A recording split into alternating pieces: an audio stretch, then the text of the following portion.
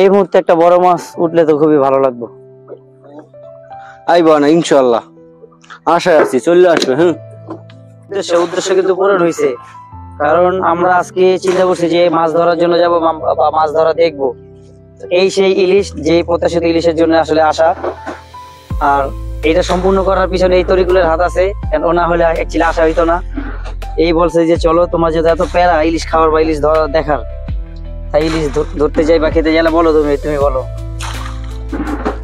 আজকে চলে আসলাম তেতুলিয়া নদীতে 10 মিনা ভাই ব্রাদার নিয়ে আসলাম, কই ইলিশ খাইবো, ইলিশ দেখবো, এমন একটা ফিল আইতেছে ভাই দেখতে। ভাই ব্রাদারের মুখ রাখতে পাইরা আমিও অনেক খুশি।